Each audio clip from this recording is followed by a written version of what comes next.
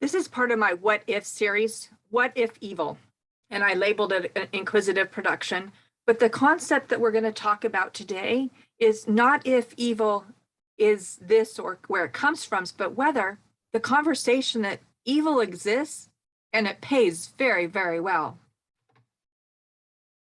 So this is Pink Glue Truth.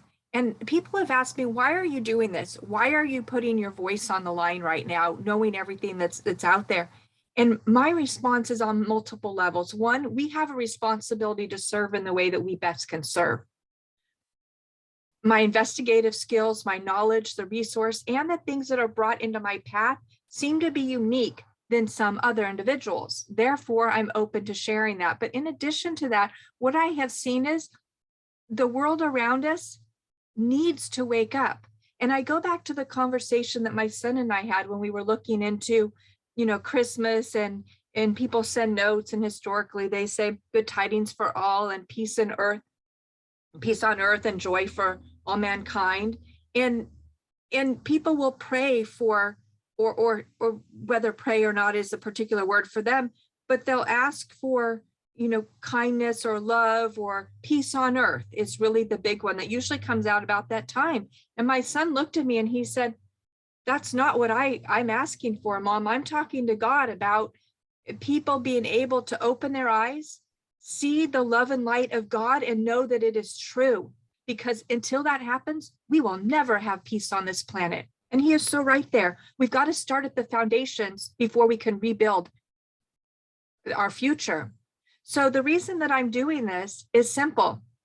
As people are starting to wake up and understand where the resources are valid, they're asking others, so where do you get your resources? And I find they're not fact checking as much as finding out, look, I trust you as a source. How are you learning about this so I can learn firsthand as well? But what we're finding is many people have core sources, and I don't enjoy the third level. I want to go right to the source so I can get the truth from the core. But you're finding there's a lot of people being exposed to various pieces of this puzzle, and each individual I talk to has a different set of people they now trust and follow. And so the conversation I've had is, even if I can present information to just one individual who either hasn't heard it before or has heard it in a way that it just didn't quite sink in and they needed a little more detail, or somehow opened a pathway for somebody to see the light, then that's what Pink Glue Truth is all about. I'm going to warn you, today's our conversation talks about money, but it gets very, very dark at the end. So there'll be a warning. And if you're not ready for that, I really want to caution you on the click. But the truth is out there, and we have to understand what a dire situation we are actually in. So I want to start here with the conversation about money. Any country on this planet now can tie their own monetary system. They usually tie it to the petrodollar, which is known as the US dollar. And then we've got markets who trade this. But all of this has become digital. There is no more, we know there's no more vaults of gold that are tied to the money. Everything is just, they'll print paper just like they would print a book. The funds are mostly digital. Credit cards, we've known for decades that the digital application of credit cards is very, very distinct from the way that you and I might use a credit card, correct? A lot of these unlimited black cards really literally are unlimited. In fact, on a monthly basis, the entire balance is wiped off. They spent all the money and it's just erased. It's gone. It's digital. They don't owe anymore. It's massive. But what I want to look at here is a little bit more about the concept of money. I want to say soul of money, but I don't want to tie in any conversation of a human soul into money. But there is something that goes on there. And there's been a lot of conversations over the concept. There's, we are warned from the Bible that the love of money is evil, right? Not money, because we have an ability to trade and make our own choices, but the love for money. And so there's a lot of conversations and warnings that have come to us over the years. So what I want to do then at this conversation is, how do people make money? So there's a lot of different ways. People make money by, hey, getting up every day, going to a job, trading their time for funds, and then that's how they pay for their lifestyle. Okay, that's traditional. Some people make money by setting up businesses and have other people work for them. Some people make money by gambling, and that might be winning the lotto, might be games of chance or games of strategy. Some people make money doing podcasts. Some people make money working for a government. Now, we might note that I didn't pull up the numbers for this conversation, but it's an interesting path to go down in California alone to understand what percentage of the population, not of voters or acknowledged people, but of all souls living in the state of California are actually working right now. And then if we break down that number, how many are not working? And you'll find that the amount of people who are not working is not equal to the unemployment numbers, because if you don't qualify to work, or you're young and you would normally be working a teenage type job and you can't get one, that doesn't count. If you're older and you're not expected to work, that doesn't count. And if you've looked for work over the allotted period of time, then that doesn't count. So there are whole swatches of people right now who need money and or want to have a viable income source and are not counted in that unemployment number as part of the manipulation, right? Because it's very scary. I knew during the dot-com crash, because of my role at the Office of Economic Development, that in fact in Silicon Valley, 1 in every 3 people lost their jobs. And yet there didn't seem to be an acknowledgement on any level. In fact, we were not able to produce those numbers because that would be too scary, they said. And yet anybody could walk out their front door and understand that if they had a job, the people on either side of them probably didn't. And those who did get other jobs were not the same jobs or the path that they'd been on. It was now less money, probably no benefits, just to try to scrape by during that lull. And quite honestly, most of the population never recovered from that.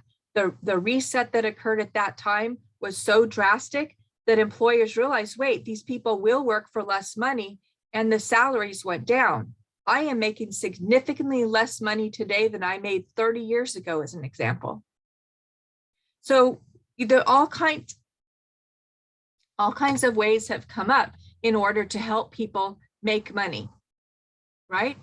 Well, just as much as this has become easy, we've seen the lawsuits seem to be a very easy path right now for somebody to grab money. And we also see that those targeted are the ones that seem to be also targeted monetarily, right? We're seeing entire social media campaigns shut down on the same day that banks are seized and locked down.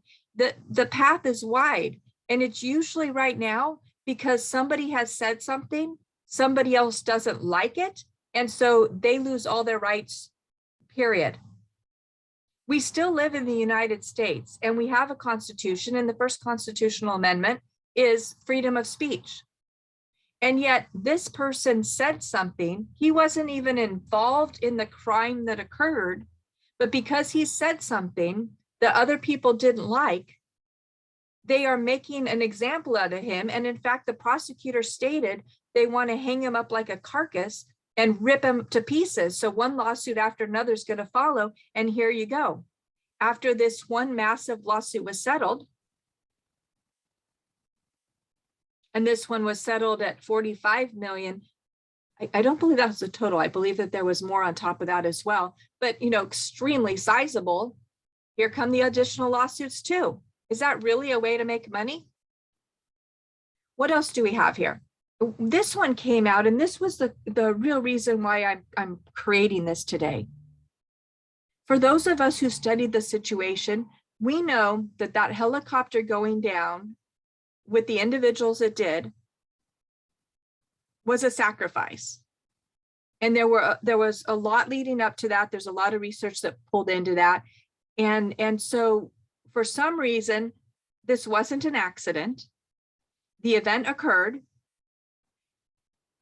And out of that, the first responders on the scene took pictures.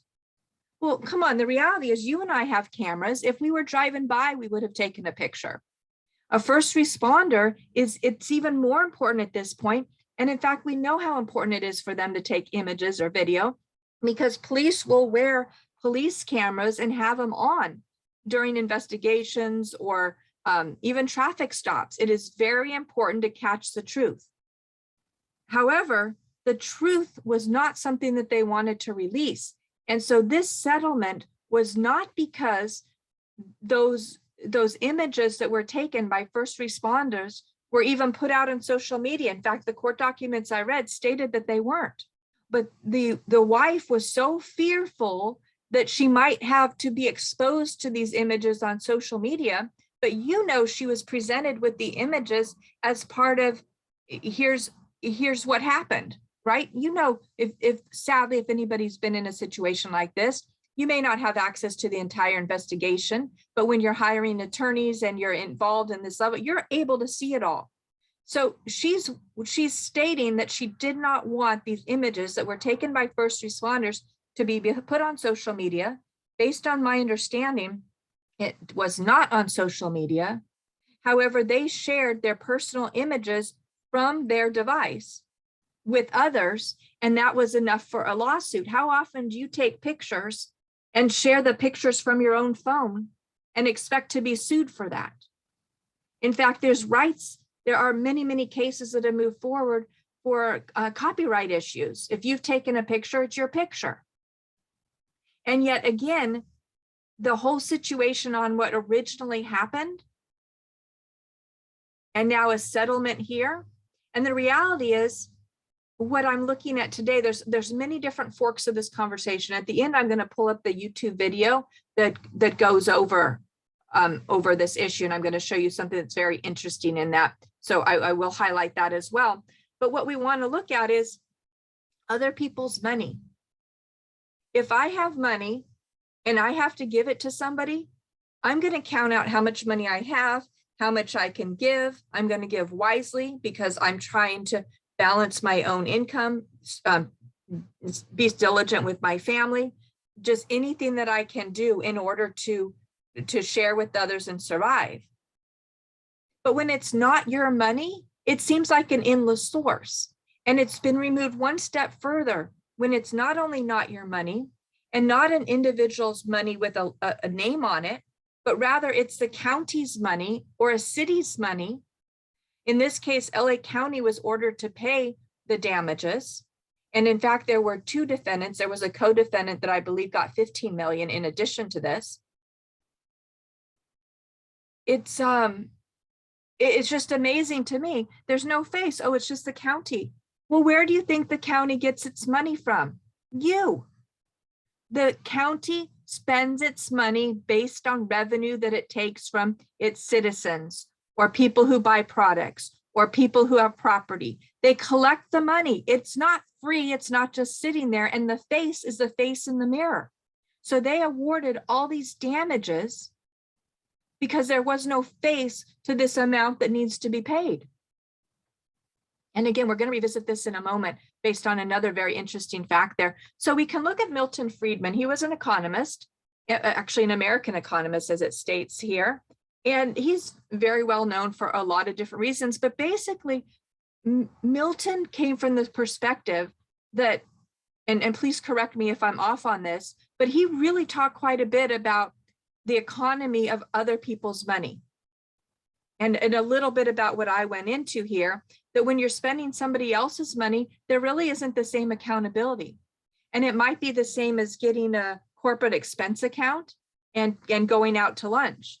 You might choose different options than if you pulled the $5 out of your pocket, because the $5 is not going to buy anything right now. It's about $30 for lunch right now in California.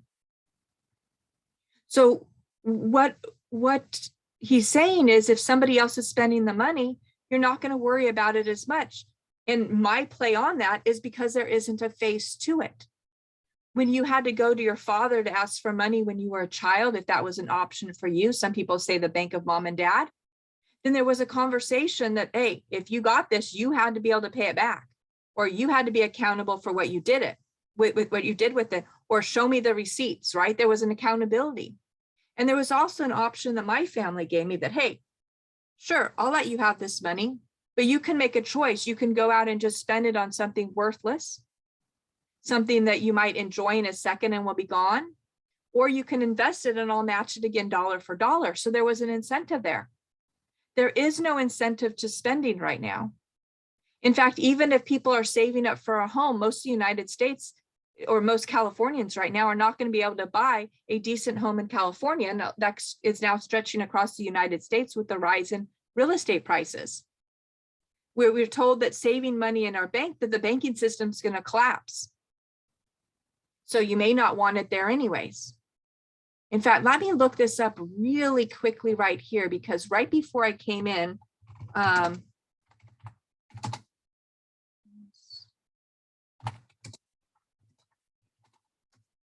there was a warning that came out and I didn't see it. And then I apologize. I did get sidetracked this morning, but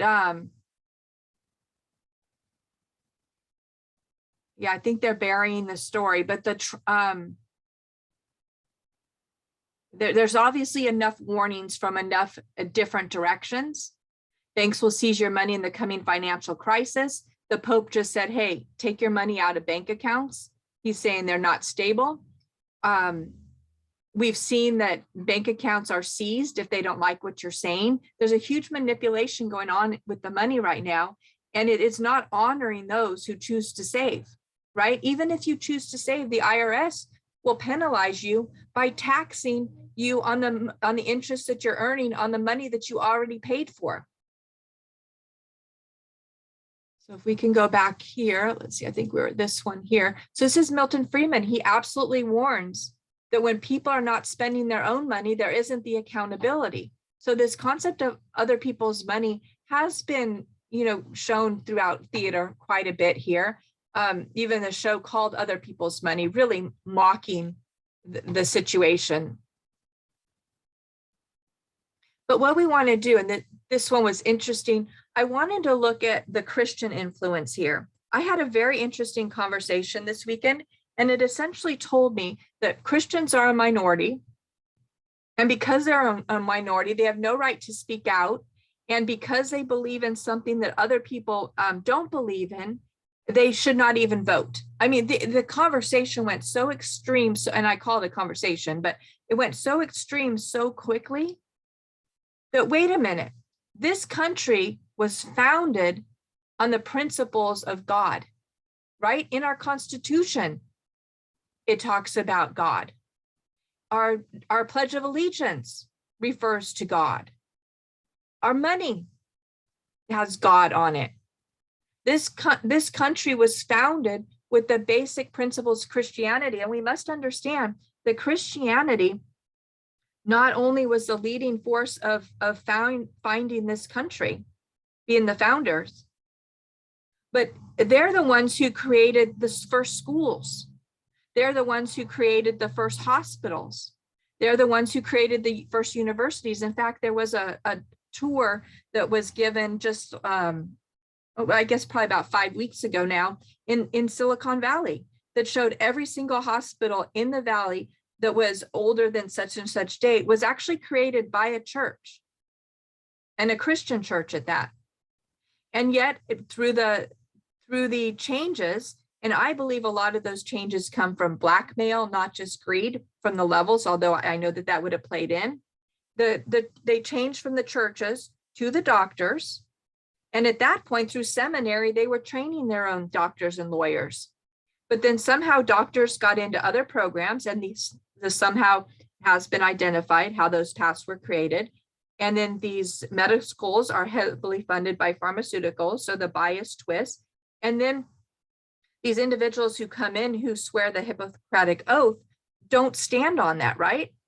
They start to kind of tweak, and evil sets in is really the only word for what we can explain for the last 2 years, until the point that even the doctors lose control and MBAs come in. And there was a specific point in time where MBs left the executive role of hospitals, and doctors left the executive role and turned it over to the MBAs, who didn't promise any kind of executive oath. In fact, studies have shown that the number one group of people who lie, manipulate, and steal from the populace isn't actually attorneys. And it isn't the doctors. It's MBAs. And this is very, very startling, but these are the people that we put into one of our most needed systems, the medical system. And we can't even call it a healthcare system anymore. But in addition to these other contributions that Christians have had, Christians also have the concept that you're not hoarding, you're protecting yourself, you're taking care of yourself, right? And your family. And you're giving to the community. You grow something, you share some. You have extra funds, you give it to a neighbor in need. There was a period of time when something might happen to a neighbor, and everybody would rush over to bring food or clothing or help watch the children, whatever the need, right? Everything was taken care of by the neighborhood. Well, somehow that wasn't right. And we know somehow it's true because there were huge advertisements for a long period of time that said, don't give to individuals, give to such and such organizations because they can control it better. And yes, they absolutely can control it better. When their executives are making millions of dollars a year, controlling your money so that they can give it based on their values, that's their version of better. Meanwhile, the neighbor down the street, no one comes and helps them anymore. And if they did, it might be a quick sign up one time, in and out, that's it. Yet Christians believe that they are to tithe in a form of giving to others. However, when we are squeezed so tight that there's nothing else to give, and the way that people are usually squeezed is either employment contribution or income goes down and taxation goes up. And that's exactly where we're at right now. How much can you give when there's nothing left over at the end of the month? And when I mean nothing, I don't mean just dollars in your account, but I mean food on your table. Right? People have talked to me over the years and they've said, looking back, it is a good thing that I went through that challenge in my life because it brought me closer to God. And time again, I will not say negative about the event that occurred because it has built the person I am today. And yet, no, that did not bring me closer to God. I have always been close to God, and I very much appreciate that relationship. And I'll say it again and again, my greatest blessing is that I know in my heart, without a doubt, that this is the one true living God, and I have a relationship. I can talk, I can walk, I can get feedback, I get guidance. Just knowing that it's separate from those who doubt that or don't have that faith carries me through the darkness.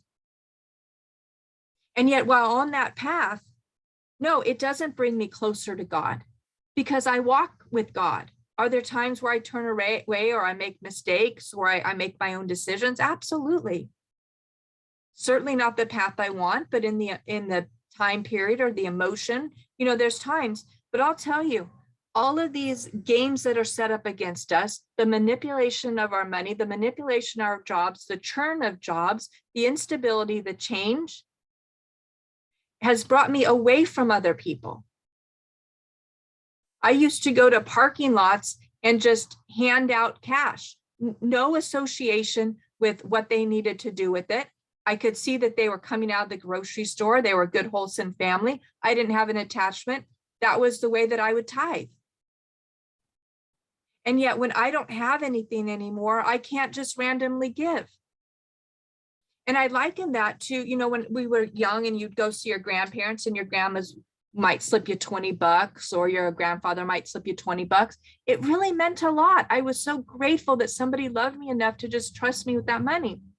And so I would share that. And yet when you don't have anything to give, not only do you not have the money or the fund or the resources, but you don't have the love either. And I'm the first one to say that my heart has been so shattered that I've spent the rest of my life looking for the puzzle pieces to put it back together again. I don't know if that'll happen. But my son wants a dog so bad, and I'm afraid to get attached to the dog. How is that showing up in the community around me? It's not helping it. And that's part of evil, dividing society. One way or another, they whittle in there. Now, what about digital money? There's a whole conversation here as we identify, where does our money come from? How do we earn it as individuals? What about the common pot gathered by taxation and given to those that tax group values? In this case, digital money, an absolute manipulation, which is why, in parallel to this manipulated market tied to the dollar, there's been other forms of digital currency being created. And yet the US government decided to create something called a US dollar tether and tether all of the cryptos to the falling dollar. This was a manipulation. It's not real. And yet it sunk, as any of you have been following cryptos, it has yanked them down like a tether or like an anchor sinking in the ocean, because it tethered it to something that should be soaring. One going down should not have affected the other. And it's absolute market manipulation that's happening. Where else have we seen market manipulation? And again, I'll skip forward to that, but the mark of the beast. We are warned that there will come a day that those cannot buy or sell without the mark of the beast. We are warned of these concepts in Revelation 13 and 14.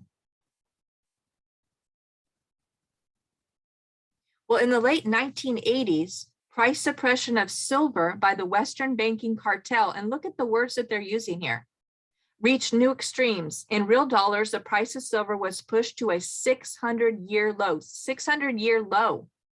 The real dollar price for silver has moved only fractionally since then. And in fact, over the last year, when the dollar is tanking, silver should have been soaring. And it is even at I think it's a 30-year low at this time. I don't have the numbers up in front of me, but it keeps getting pulled down too. It is being manipulated. And there's a conversation about 2 years ago now, we might even be going into 2.5 years. And an individual stated that when silver's going to 600, and it was, around 25 to 28 at that time. And he kept warning that when silver gets to 600, that's a world you don't want to live in. Now, why would he say that? Those who invested in silver always want it to go up. $600 silver doesn't mean that the silver is actually worth it even anymore. It means that the dollars has failed. It gets untied to it and the dollar fails and they're using something else to trade. And he said 600 was only the stop to 1800 and possibly beyond. But it's being manipulated. Just at credit cards, at some level, they get erased. At other levels, the interest piles on so fast. The funds shift. Are you paying a high interest rate because you've ever made a mistake with your credit? I am not. And yet, for those who have interest, it's tied to all the other funds that are wiped off that they are passing on to you. This happens with insurance as well. A few years ago, I asked why my car insurance went up by a third. I mean, it was a huge jump. And they told me at that point, there are so many individuals who are undocumented in the state of California that they are causing accidents and they don't have insurance. So insured people are going to have to pay for it. Well, there's a direct cost of guests in my state who are unwelcomed and not following by the rules, thus I have to pay for it. The cost of all these illegal activities just over the last 2.5 years in real dollars out of your pocket has been monumental. It's not just how much milk costs at the grocery store. It's how much more your insurance costs, how much longer you have to spend on the road, how much more gasoline costs. When your child is in school, you've got just one individual at a lower level or lower comprehension of, let's say, English in an English school, then the bar gets lowered. It doesn't get raised. All 20 to 30 kids in the class get less education to meet the level of that one individual, not the other way around. And there was a article that came out by think it's Marketplace, that stated that just the fourth graders alone, that fourth grade class over their lifetime will lose, and I can't remember the dollar amount, but it's in trillions. And the person showing me the story asked me, well, what's after trillions, right? What are we talking about, gazillions? When you were little, did you even talk about the number trillions as anything that anybody would have in their bank account? Billions was huge. To be a millionaire was massive. But I'll also look at the amount of money that I made when I graduated from the university. Of course, I started my own company and ran that for years. And because the job market was still being divided. But even so, the money I made back then was significantly higher in real dollars than what I'm able to earn today. And on top of that, that dollar went a lot further back then than it did today. So we're having mass manipulation of the silver market or metals market and again, this word is going to be very careful as we move forward here, of the cryptos, and then of course of the dollar, as we know why it's being uncoupled from the global market. It's on purpose, it's part of the plan. So this talks about USDT, convert Tether to US dollars. And that's how the government ended up tying into the system, tying it into a tracking system and tanking the market. It gets a lot more complicated than that, but on a simple level, that's what occurred. So what they started last year was saying, hey, that Great Reset, it's fake, it's not real. But what we do know is civilizations last for about 200 years. Monetary systems reset quite often in countries. And you can ask somebody, even in a strong country like Argentina, how many times over the last 50 years their monetary system has completely reset. I remember a time in Argentina, and this has happened twice that I'm aware, but the most recent time, that anytime the train slowed down, robbers would get on and steal anything that wasn't actually bolted to the mainframe of the train. All the seats went, anything they could break down and resell went, everything just stripped. And we're seeing that here in the United States as people grab catalytic converters off the backs of cars. So what do we have here? This is a Medium article. I'm not familiar with this individual, but while some people are saying it doesn't exist, many have said that it's already begun. Now, I was told that by May of this last year, our monetary system had completely collapsed. It had pretty much choked out the fall of the previous year. The final kicks over to dying was in about May of this last year. However, they said that the information would be withheld and people wouldn't fully be aware of the extent of it until this fall. So September, even to October, people would realize that my money is gone. Not just devalued that we're seeing right now, but gone. And so this article is actually interesting because it talks about the first fake money, setting up the Great Reset. What does it look like on the other side? And it talks about this is probably end of currency as we know it. Surviving the Great Currency Reset. And then final thoughts here. How to survive this. And as I've said many times before, my son and I built a tunnel, and not an actual tunnel, but we've created a way in the best we can to figure out how we're going to get through this and have information on the other side. And I'll state again that the information I provide is not to put fear in you, although at some point fear has to settle in or change isn't going to happen. But it's more about education, because if you know what's going on, you cannot be blindsided, right? You educate yourself, you understand, you can prepare as best you can, and at least focus on something else through this period of time. Now, I want to shift this conversation slightly, which ties back to what we've seen over the last 2.5 years, and also that Bryant settlement that we talked about. Court filings, Facebook fact checks were protected opinions. These were opinions.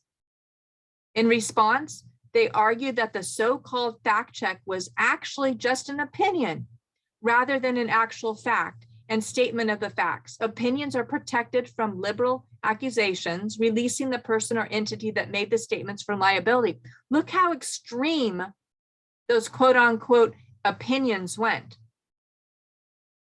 And yet these core organizations, there's three main ones, absolutely lied, absolutely blatantly lied and suppressed based on what the court has ruled, based on Facebook's admittance that they weren't following the science. They certainly were not following facts. It was their opinion. And then this is part of what I'm talking about, that as we move forward in time, there used to be a time that if somebody was evil, they would lie to you. At this point, they're not even lying anymore. They know that they have so much control. Why go through the steps of lying? Right? They're just telling you that, hey, we fooled you. You bought it, hook, line, and sinker. It's on you, not on us. But you know what? As we talk about Christians in this world, we know, based on biblical teachings, that as long as Christians are on the planet, this is the only stopgap we have for evil. Once the Christians are pulled off the planet, literally all hell breaks loose. Evil is unleashed. We think things are bad now. It'll be astronomical after that point based on understanding. But what we do know is in an opposing religion's teachings, that they actually say that it is okay to lie and manipulate somebody outside of your religion. Therefore, you and I, my friends, are the target, and it is okay to lie, manipulate, steal, and even in their phrase, kill, because somebody has a different beliefs. And none of those are within the structure of Christianity, as I will point out from the very odd conversation that I had over this weekend. From an individual, mind you, who in any moment is going to flee this country because he's so upset at what's happening, but he doesn't realize what is leading to these shifts. So this is what I wanted to look at. Excuse me. This is brought up on Microsoft Bing. This is the story that I talked about earlier. This is BBC News 4 days ago. And here it is. And you can watch it right here. Let's see if I click here and it'll come through. Yeah, so you can watch it here. And it's an article that I'm going to show you in just a minute, okay? It's the same one. And there is no Wikipedia notice or warning on this page, right? The articles are provided via Microsoft Bing from the YouTube, right? These are the platforms. But what's important here is when we look here, I go directly to YouTube, so I don't have the filter of Microsoft. And this is the same exact one. BBC is a British public broadcast service, and here they're putting this Wikipedia post in there. They're helping themselves to guide your information. This is the same article, right? Just a different filter being used to approach it. And the control is mind-boggling. We're not going to listen to the story because it was really the situation around it. But we all know that Wikipedia has its inherent challenges. It has been caught manipulating data. And in fact, there's been, and here's the fact check, which we've learned that is an opinion, but the questions come across, how is Wikipedia created? At what point does Wikipedia lock down a page? Is it credible? Is it not when you have open sourcing of information? And the answer is no, it is not. It changes with the tide. Even the dictionary terms or vocabulary seems to change meaning on this site. And yet they're going to warn you. And again, this is just becoming stagnant, because remember what this little box used to be over the last couple of years. If a particular word was used, they would give you a warning in this box. And as we now know, that warning was put there on the behest of not these companies, quote unquote, right? We don't want to take blame for this, but our fact checkers told us we had to put that because of a word being used or a concept being used. And the fact checkers are opinions.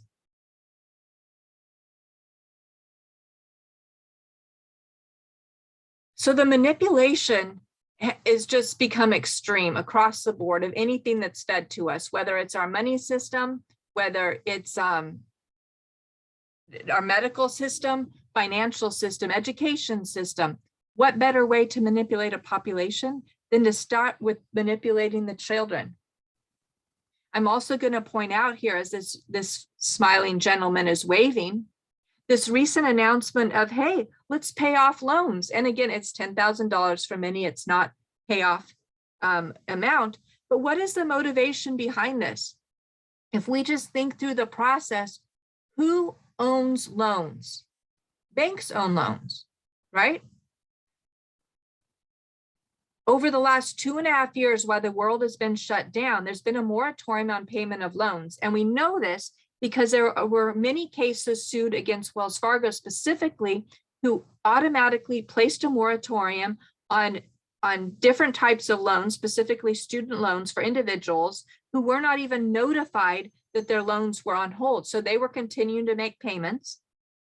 And yet they went to try to refinance the loan, or, to take a refinance of something else, maybe take out another loan. And they were told that they couldn't because there was a hold on that loan, or it wasn't being paid. And they showed that they in fact had been making payments, and they saw that Wells Fargo themselves stepped up and placed a moratorium on it.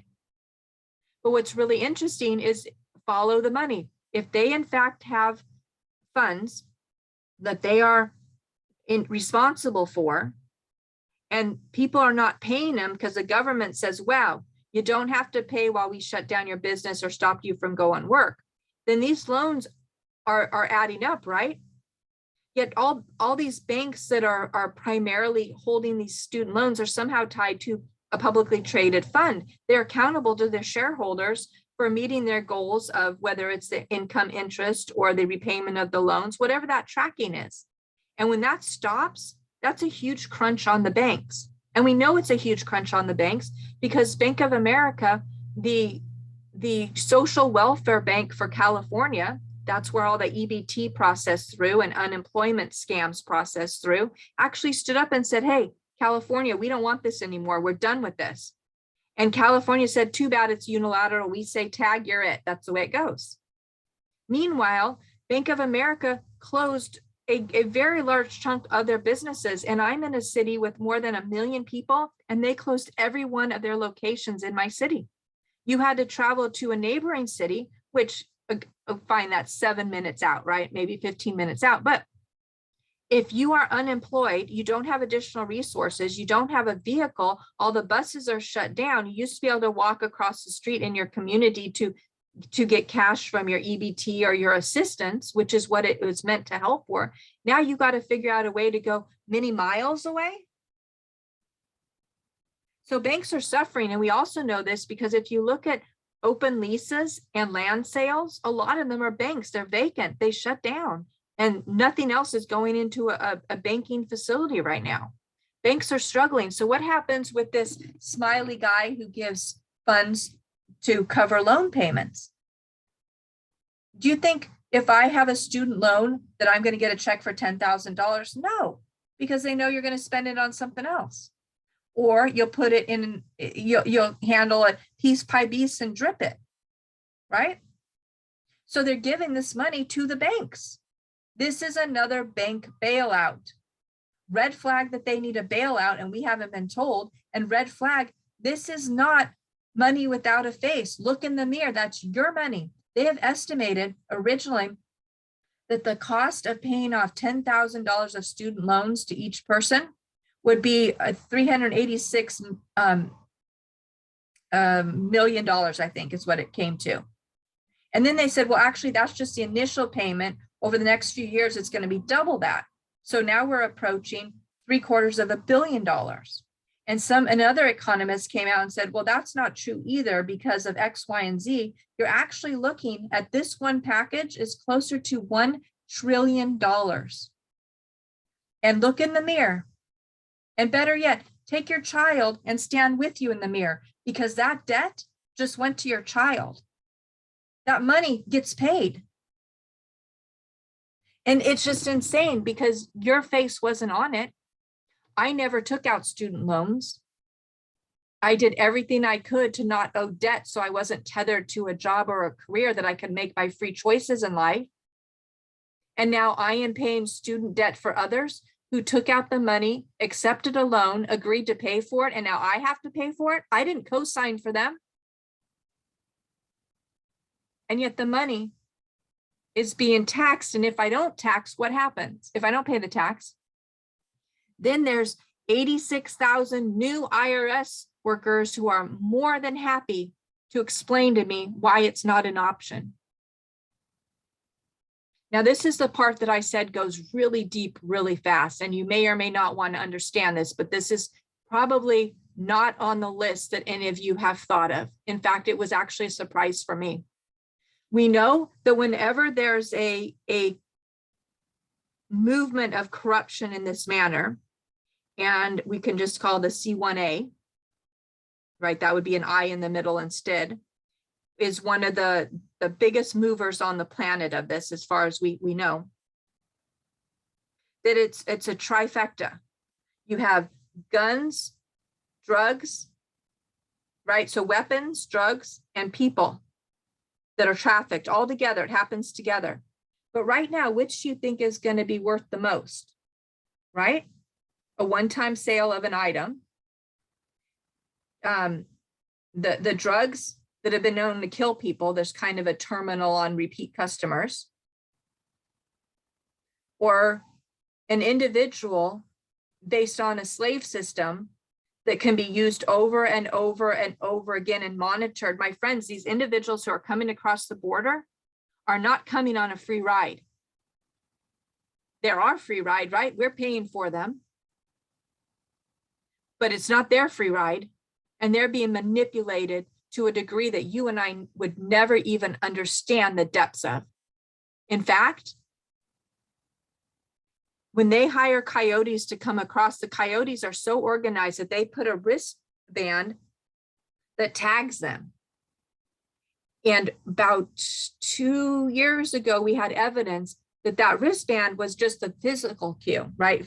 You could see it visibly. But they were putting implants similar to a ID implant or microchip that you would put in your pet dog. They were implanting these into these individuals they were helping across the border. They own them for life. So this goes many different directions.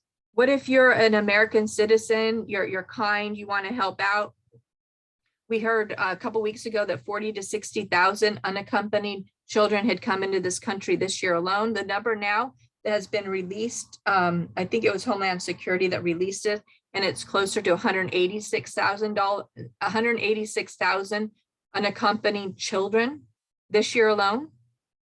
We also know from the investigation of Alex Jones, when he went down to the border, he stood there and he saw whole groups of kids being just shoved into small SUVs, like that really old small RAV4 that they had. I think it was a 4-seater. I don't even think it was a 5-seater. And they would cram them in the back. And he'd ask them, "Do you know these kids?" "No." Did you through an organization? And they'll point to somebody, and they all point to the same person.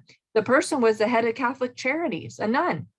And she saw all these kids in need and was getting them into, I can't even call it homes. They were not doing background checks, and they even knew by the massive amount, they were just placing them somewhere. Who is it that is opening their home to all these individuals? Well, they track some and realize they're being used as slave labor in restaurants. They are not allowed to use the home unless they're working, and or worse, of what their bodies are being used for.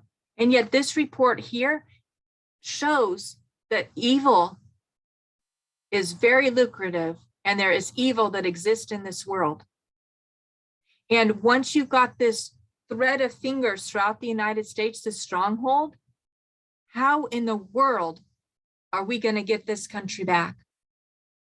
So I really encourage you, if you can stomach it, to listen to this. I'm not going to go into the details right here. It might be seen a little bit on the screen, but what these children are actually being used for. is beyond the initial conversations that we have ever had. So that's their educate yourself at your own will. But we know it's not good, and that could be enough for you, for those who want to. Now, we always learn follow the money. You can follow the money to identify who's getting what the motivation is. This is something that we've always been taught, right? Any kind of investigated is about forensic finance. And Dan Bongino is one of the best to say, follow the money and remember the names. But what do we have? I found this very interesting as we talk about something that is not only non-tangible or out there, out of our control. What about right here in our own schools? This was a very interesting conversation. Last year, I got a note from the PTA inviting me to attend an open and warm evening for all individuals, and it was labeled BIPOC.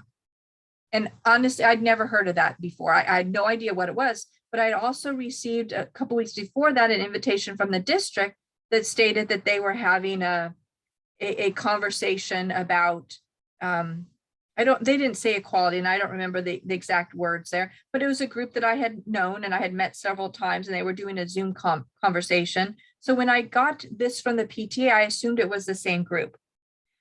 So I put that link in my calendar, and when time came up, I clicked on the link. And what I heard was absolutely not only horrifying, but disgusting.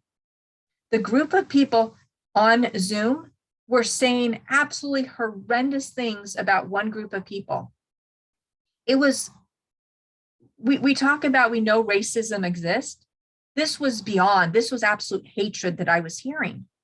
But because my internet was very unstable, I could not turn on my camera. The Zoom was kind of coming in and out. I was holding on with the string. So I typed in the chat saying that I am here, who I am, so that they know. And thank you for the meeting. And so I just listened.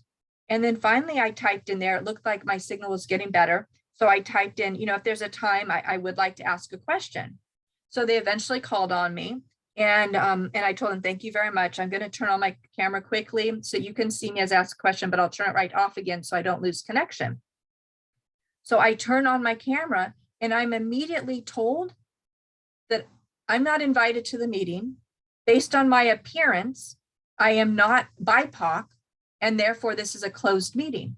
Well, again, the invitation I got from the PTA stated this was an open and warm evening. Anybody was welcome. So that's not what the information said. And the only appearance difference I had was my skin color. And then they specifically told me what BIPOC means. And BIPOC is Black, Indigenous, person of color, is how, there could be other descriptions at this point, but this is what they told me. And it is extreme racism. This is as good as BLM was or is. So this is a group of people who, under the guise of what is current, are identifying themselves as superior and trying to weed out those who are, quote unquote, held them back over the years. And that is saying it very, very nicely from the terms that I heard. Well, as soon as they identified that my appearance wasn't suitable, they said, okay, we're going to end the Zoom now. So they did not answer my question. And they ended the entire Zoom session for everybody because they'd been infiltrated. And how infiltration is possible, as I cared enough to attend the meeting, because although my skin color is one direction, I'm very much vested by the child that I'm blessed to raise. The extreme racism hiding there is crazy. But if we go back to this conversation of follow the money, again, this happened last year. I went ahead and realized that was the wrong meeting. I clicked on the other link. I attended the district meeting. Same idea of conversation about creating balance and more resources. And however, different perspective. Everybody was welcome. Everybody could have input. And one of the conversations was about, the types of texts that are available in the classroom. And I'll be the first one to say, that they're whitewashed. And they're whitewashed for many reasons. Who predominantly has been the publishers? Who has won in history, and we know that history is written by the winners. We know that authors, in order to be an author, there are some things that have to line up in life to allow the time and intellect in order to do that. Right? I don't mean intellect smartness, but I mean the concentration, I guess, is a better word. It's kind of like a runner, somebody who has time to run every day, 6 miles a day or whatever it is, has that free time in their schedule, the fuel and the energy to do that, right? Somebody who has the time and the diligence to write the book is probably not the person working 3, 4, 5 jobs to put food on the table because they're scrambling. And so there are some reasons why in certain communities this might be slanted in one region or the other, and it has nothing to do with somebody's intellectual ability, and that word was inserted in there without that explanation. That's why I want to clarify that. I think it really has to do with the resources and who's publishing them. So I'm all about opening up libraries that are more inclusive. But when you are excluding a specific group of people in order to be exclusive, does anybody see a problem with that? So the reason this comes up as following the money is on Friday, I attended a PTA meeting and I was looking through the checks of the previous year. Now they had presented their financials, they wanted a vote on it, we got it. So I was going through the different checks and I saw one of the checks that was written was to BIPOC for almost $500. So I asked what that was and they said that the BIPOC committee bought books for the classrooms. And I let the community know, that the parents that were there, that maybe this isn't the wisest path we want to go down. There are a lot of great resources and the district has great tools for us to use, but giving money from a common fund to an inherently racist group probably isn't the solution that we want to tie ourselves to. And the backlash against me was amazing, incredible, and very, very sad. The hatred that was spewed at me without even understanding what occurred. So what we want to do now is look at literally every single system that we have in America right now, thus globally to some extent, is corrupt. You've got your legal system, you've got your education system, you've got your medical system, you've got your healthcare system, you've got judicial system, you've got election system, you've got, you name it, if it's a system, it was built in a way that can be manipulated by people, and it is now corrupt. Now, what do we do with this? When we don't have the freedom anymore as Christians or others to go ahead and give money as we see fit, we are being taxed to the point that it is not helping us, it is not going to us. And in fact, if you look at the Castro, which has its own set of unique values, they're starting to say, hey, I can't, as a small business owner, I'm now having to deal with things that I shouldn't have to deal with because the government has specifically put this in my path. A gentleman trying to cut hair was saying, hey, I can't even cut hair of my clients because I have to deal with the homeless people that slept overnight in the doorway, used it as a bathroom, and during the day are blocking the door so my customers can't and or won't come in. And yet I have to pay taxes for this. And that's just the crux of what they're dealing with the extended drug use, the importing of housing the unhoused in public hotels. It's taking away the resources of the tourists. In addition to 2 years of being closed down, the attacks have been so broad that businesses are having a hard time surviving at all in general without these additional things that their government has put in the way. So they're saying, fed up with this, the district merchants threatened to withhold their taxes amid the growing issues. Now, can we live in a world where people can choose to pay taxes or not pay taxes? We learn right from the Bible that we are to pay Caesar what is Caesar's. But what happens when it's not Caesar's? And what happens when paying those taxes is actually harming us? So at what point do you stand up with your voice and make a conversation or contribution? The effect of the level of corruption or evil in our country is taking us down. I might say we're a few months ago that the car already went off the cliff. At this point, we're hitting the ground. When there's an accident, there's an awful lot that takes to rebuild.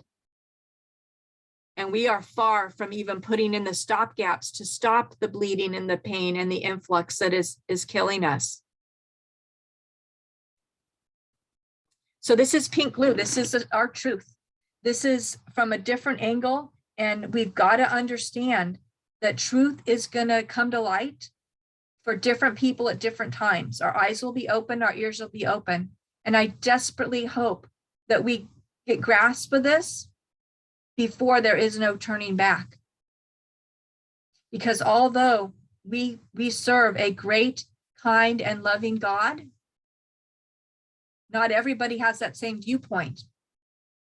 And in fact, they will persecute those who believe in some hamburger in the sky, as I heard, or green man in the sky, or whatever adjective they want to use to kind of dismantle the belief in the one true living God that we're serving.